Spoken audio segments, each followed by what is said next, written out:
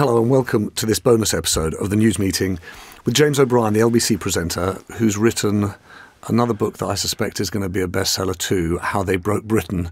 There are either people, James, who never want to hear a thing you said or actually want to hold it close. And it gives them hope or sense of despair. Build a bridge between them or hope that some of the people who fit into the first category might start paying attention to some of the stuff that I've said, most obviously about Brexit, Donald Trump and Boris Johnson, all of which have not turned out perfectly.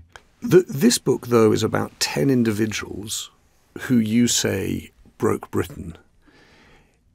Is that fair? Is it the case that really the Brexit vote broke Britain and these are people who were just party to that discussion, to that choice? Yeah, but the Brexit vote happened in an ecosystem. Ecosystem is the word I use far too much in the book, but I couldn't really think of a suitable synonym. And it goes back way before 2016. It goes back to Rupert Murdoch buying The Sun. It goes back to the circumstances in which David Cameron both became leader of the Conservative Party and thought that he could, deploy his arsenal of talents and attributes to unravel the Gordian knot of Euroscepticism where every other previous leader had failed, and the sort of complacent arrogance that led to the promise to hold a referendum and the belief that he'd come back from Brussels with some sort of golden goose or goose that lays golden eggs. And then, you look at the subsequent role of Jeremy Corbyn, you look at his role in the actual referendum campaign or his absence of a role in the referendum campaign, and you look at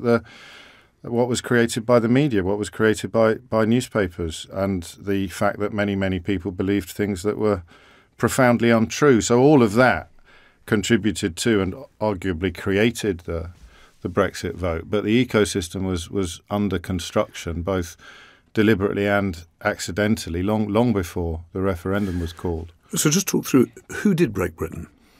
There's three engines of change that I identify. The first is a right-wing media that has just gone to places that it had never gone to before.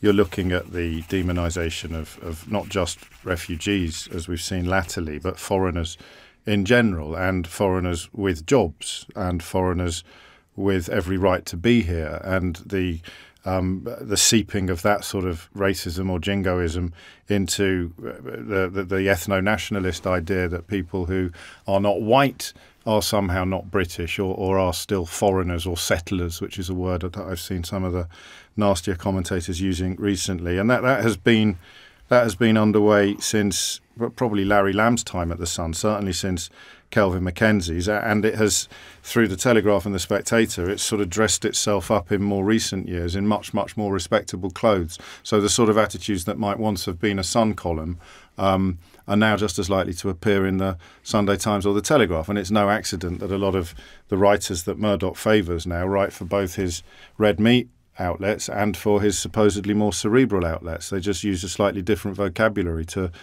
deliver more or less the same messages. And then the Euro, for want of a better word, because Euroscepticism sounds relatively mild, relatively benign. That makes me think of Bill Cash. It doesn't make me think of, rabid representations of the European Union as being some form of Fourth Reich or being something dedicated to the denigration of British interests and British values, which is patently untrue. It's a flawed, fallible institution, but the idea that it exists to actually damage Britain took hold on a scale that could never have happened without that level of media absurdity, and that in turn has sort of created a new generation of Conservative politician that has really come to the fore since 2016.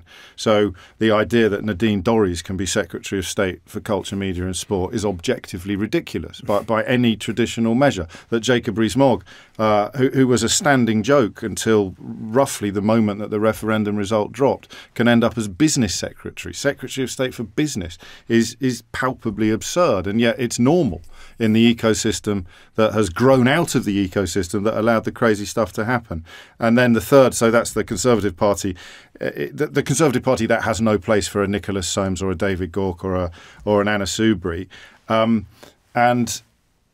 a Ken Clarke actually, and the media, which bears no resemblance even to what it looked like in some areas in the 90s, and then you've got this proliferation of lobby groups that call themselves think tanks and that are secretly funded and that have managed to inform and infest almost every level of public discourse while never ever disclosing whose interests it is they are acting in, or indeed what qualifications they have to pontificate on weighty subjects on every programme under the sun.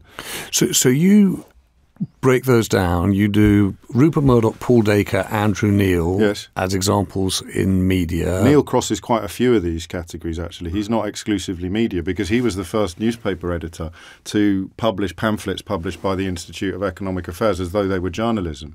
Well, let's park the bus there for a second, because I thought that...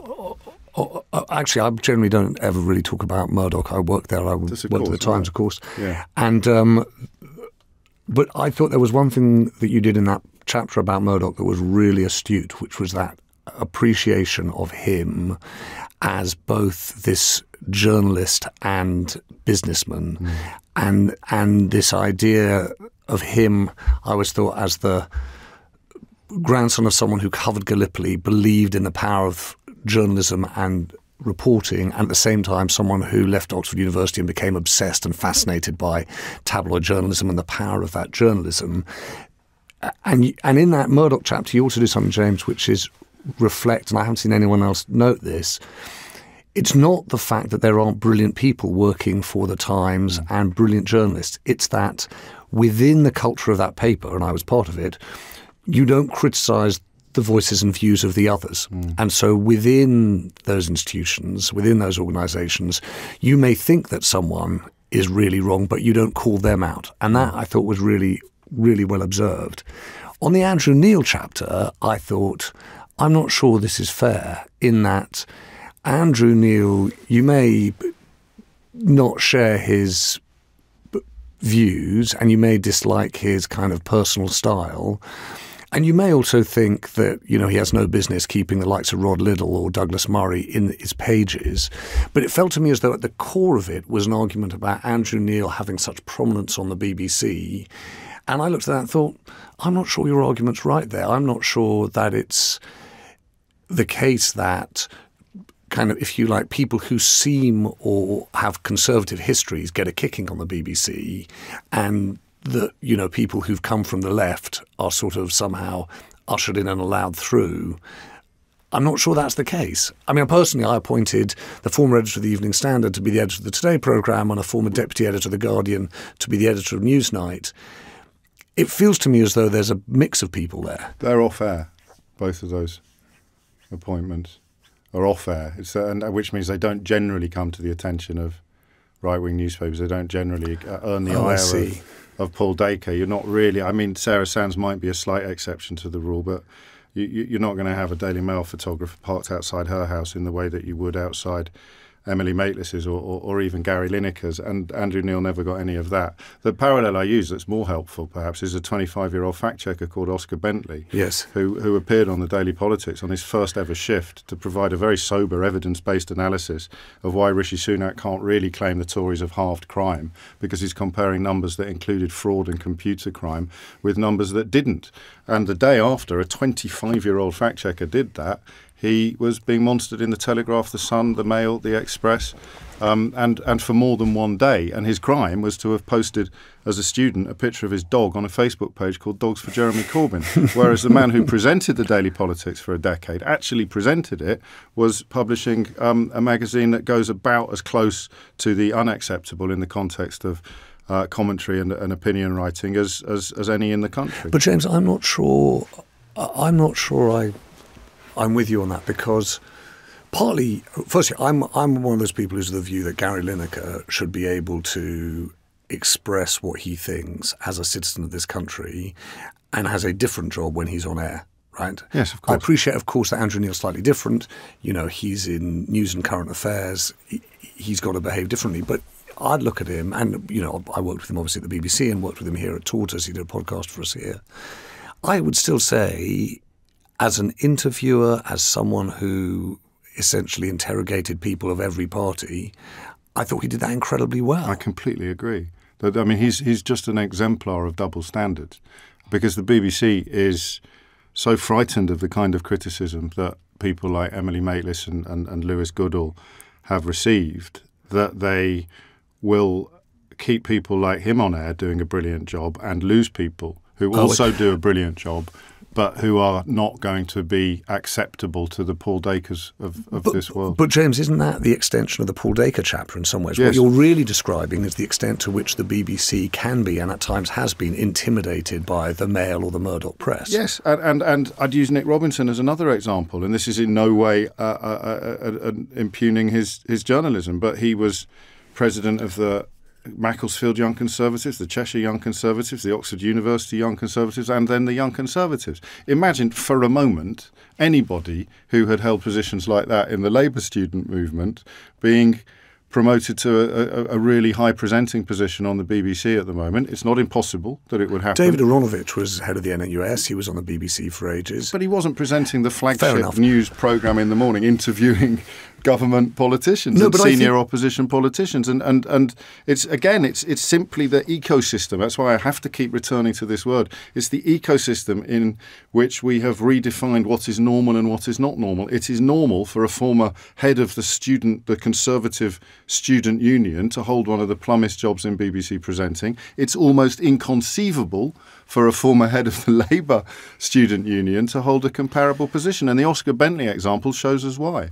I suppose I sympathise with the kind of spirit of this fight. I don't think the examples are right. So I have to confess I haven't read Nadine Dorris's book. Have you read it? I haven't read it, but I'm happy to take David Icke's analysis that it proves he's been right all along.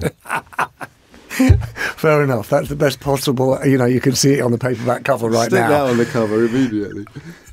But so I've read some reporting of the book. One element of it, which is amazing to me, is that Nadine Dorris wanted Michael Grade to be appointed to Ofcom, the media regulator, but Robbie Gibb, the former Andrew Neil producer, who then went to go and work in Number 10, who then ends up on the board of the BBC, was lobbying to get Stephen Gilbert in that position, not Michael Grade, to Ofcom, which of course regulates the BBC, has oversight over the whole media landscape. That feels to me more of the problem that you're talking about. That feels to me more like a world in which, as you say in the book, there are no rules. I agree. I mean, that only emerged subsequent to me finishing that book. And Robbie Gibb is fairly well featured in the book, actually. He's an extremely good example of what I'm describing. But yeah, I am describing something a little different to what you describe, except that Robbie Gibb also tried to lecture Newsnight staff on what impartiality was. And Lewis Goodall, who was very much a rising star there, was told on several occasions that Robbie Gibb has really got your card marked. He's really keeping a close eye on you. He's really coming for you. And Lewis would reflect on that by saying, well, how can it be that I am getting crucified for supposed impartiality because I was the sixth form representative of the Erdington Labour Party, and Robbie Gibb has literally just left Downing Street as Director of Communication. So it's like the parameters of what's normal, and you have to step back from it, and it's very, very, very hard to do, to step back from it, because if you're booking someone from the Institute of Economic Affairs or someone from the Taxpayers Alliance, you haven't got time to ask whether they've got any business being in studios. And if you're talking about who is in prominent positions at the Beeb and who is not, you haven't really got time to work out whether or not there is a relationship between how those appointments would be greeted in the broader media landscape and why some people come in for kicking. How can Carol Vorderman be compelled to resign from BBC Wales and a show that she presents from a very whimsical position? The last episode I heard, she shared at some length her disdain for pickled onions. But Carol Vorderman has been targeted by the other media institutions in this country, and the BBC gets rid of Carol Vorderman because they are frightened of the noise. They are frightened of the noise, and the noise never reaches Andrew Neil or Nick Robinson. How did your experience presenting Newsnight affect the way you think about it? It was huge. I didn't notice at the time quite how huge it was. There's one moment that was the moment I realised I couldn't stay, and it was more to do with the bogus nature of balance or false equivalence than it was to do with any of the things that we've touched on so far. And it was when the sort of lunatic fringe of the lunatic fringe of Brexit were talking about going WTO, leaving without any trade agreements whatsoever, and we'd be absolutely fine because, well, we're British, aren't we? Seem to be the extent of the logical analysis. And let's go WTO. And it was in the Tory party. It wasn't just UKIP or newspapery. It was actually in the Tory party. You'd have prominent Brexiter MPs, ERG people actually insisting that we could do it. Now, it's observably untrue. It's objectively untrue that we'd be okay in those circumstances. But by that point, Britain had already become so broken that even challenging the blatant falsehood of that would have been construed as bias if it had happened on the BBC. So we get Pascal Lamy booked for the programme, former Director General of the World Trade Organization. And I say to the team, that's great, how long? Let's try and clear a bit more of the programme. Because I'd like to talk to him for as long as I can, because most of us need a real and very quick crash course in what the World Trade Organization does and what it is and what it means, because we've never had to think about it before because we've been in the European Union. They say, OK, well, we've got 10 or 11 minutes. And I'm like, that's great. That's brilliant. Let's start working out what we're going to talk about. And they say, the boss says, well, we're going to have to have, well, obviously, we're going to have another guest as well. And I said, why?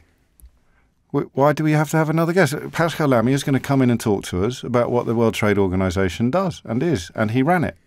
How can anybody balance that out? Are you going to come on and say, well, no, it doesn't do that? Anti-WTO. Yes, no, you didn't. And I said, all right, so who have we got? And they said, Andrea Leadsom. And I thought, this isn't right. There's something very, very wrong here. Because I could not be less interested in what Andrea Leadsom has to say about. And so I interview Lamy. He's brilliant, as you'd expect. And I have to turn from the former Director General of the World Trade Organization to Andrea Leadsom, who I don't have enough knowledge of her CV to tell you what her qualification. I think she might have worked in the city once. I have to turn to Andrea Leadsom and say, Andrea, you disagree. And we're off. And that's where we'd got to by then. So what have you come to think about impartiality? I think that impartiality and balance are two very different things. And I think that impartiality, the judgment on impartiality should probably be confined to what happens on air. I think if you are obviously, rabidly impartial off air, then there will come a point where conversations would need to be had and decisions would have to be made about whether or not you can present a news programme in good faith and retain the confidence of the audience, not the confidence of Paul Dacre or Tony Gallagher, the confidence of the audience. And that would allow Andrew Neil to carry on and Nick Robinson to carry on and Emily Maitlis to carry on and various other people to carry on. But that's impartiality. The problem, my big problem, is with balance. My big problem is with the idea of having to book people to offer up the alternative view. I always think that if I mentioned Galileo in the podcast proper because I think about him quite a lot, oddly, when we're having these conversations. I think about heresy and I think about someone being demonstrably and completely correct about something with which almost the entire world disagrees. And if Galileo appeared on Newsnight 20 years ago to talk about heliocentrism, they'd have had to book Nigello Lorsini to insist in fact that heliocentrism wasn't true at all. They would have been told that was false balance, but they probably would have booked it nonetheless. Yes. But what happens if and when Labour wins the next election? You suspect they will. Yes, I think so. And I know this is not going to be the first time you're going to be on air trying to make sense of the country and politics when Labour's in power. No. But it's different, James, because frankly, you're much better known. People have now for a decade or more looked to you to try and articulate an argument that's often but not solely against the Conservative Party. It's striking to me that in the book one of the figures who broke Britain is Jeremy Corbyn, so it's not like you're going to run from an argument with the Labour Party. But how do you begin to think about what your job will be in the event that Keir Starmer's Prime Minister? Well, I've spent 7 years describing the news as bad for the soul but very good for business. And I think I could live with a few years of it being good for the soul and very bad for business. I mean, it's a commercial organisation, LBC, and there is only so much diminishment of audience that could be sustained. I hope I don't. I mean, I hope I carry on. We don't only talk about politics. We certainly don't only talk about Brexit anymore. But yeah, I mean, in terms of speaking truth to power, if power is not behaving abominably, regardless of who's holding it, then speaking truth to power, if it's not too pompous to describe myself like that, speaking truth to power becomes less important. You say at the beginning of the book, I said, there are no rules. So we hand you the pen. Turns out that the King's speech this week really didn't need to trouble the scorers. So we hand you the pen instead and say, James, can you write us some rules? What would they be? For the country that we live in. For engagement in the media, or just no, not for engagement in the media. At the beginning of the book, you say, consequences. You just sort of say, look, it's just incredible the amount of absurdity and ridiculousnyou that we're dealing with, and then you itemise a whole host of it. But your point is, there are no rules. So how do you create a country where there are better rules? Well, there was. You're so right when you say I've been talking about this a lot, because in Norwich last night, I was asked a similar question from the audience, and I was astonished by how much optimism I derived from my own answer, which had never actually occurred to me before. But think of Amber Rudd. Think of Amber Rudd's resignation, which feels like generations ago. It feels like a different age entirely. And she resigned pretty much because of mistakes that somebody else had made, but which she was required by convention to take responsibility for. Theresa May was Prime Minister, not Anthony Eden. It was well within the last living memory, yes. last 6 or 7 years. So it's there. And she resigned over the failure of the Home Office to handle Windrush refugees, over which she'd been misinformed, I think, by a civil servant. I don't think that she had deliberately misled the House, but she had misled the House, if I remember correctly. Compare that to Owen Paterson. Just, 2 years later, when someone is found to have committed egregious breaches of parliamentary standards, and the response to that by Jacob Rees-Mogg and Boris Johnson and Charles Moore and sundry other members of the groupings that I describe at length in the book, they launched the Save Owen Paterson Society. Their response to rule breaking was to try to set fire to the rule book. So it's not an enormous ask or an enormously optimistic position to simply hope that we can dial things back to the time when Amber Rudd resigned and when Priti Patel got sacked for flying off for secret meetings with the foreign government in Israel and lying to the Prime Minister about it. This was all in political terms yesterday. It wasn't 10 years ago or 20 years ago. This was under Theresa May. So answering the question last night made me realise that rather than trying to assemble some wonderful blueprint for a new Jerusalem, actually the first step towards restoring normality is going back to our last version of it. Just, we do what we do. We have leaders who expect us to behave to certain rules. And if your Prime Minister and your independent advisor on ministerial standards tells you that someone's a bully, you just sack them. Do you think now you'll see the UK rejoin the European Union in your lifetime? Well, that calls my mortality into question, doesn't it? That's the thing, and my blood pressure and sundry other sort of variables. I don't know. I think. I mean, you're a rejoiner, are you? Not now. I mean, are you not? Well, I want to. I think we're obviously better off in it. But the question you ask is much more complicated than that. It's not Magic Wand territory, is it? Number one, I don't think there'll be any case of them wanting us back in until it's an almost neutral political issue in this country. They're not going to want to be a football that we spend another couple of years kicking around to the detriment of everybody involved. And then there's the terms on which we'd rejoin, which would almost certainly be considerably inferior from a Eurosceptic point of view from the terms on which we left. But I think what will happen, and you see this actually happening all the time, but again, because of the ecosystem in which we all live, you don't notice it. It's not properly reported unless you do what we do and you get paid to pay attention. We're chipping away already.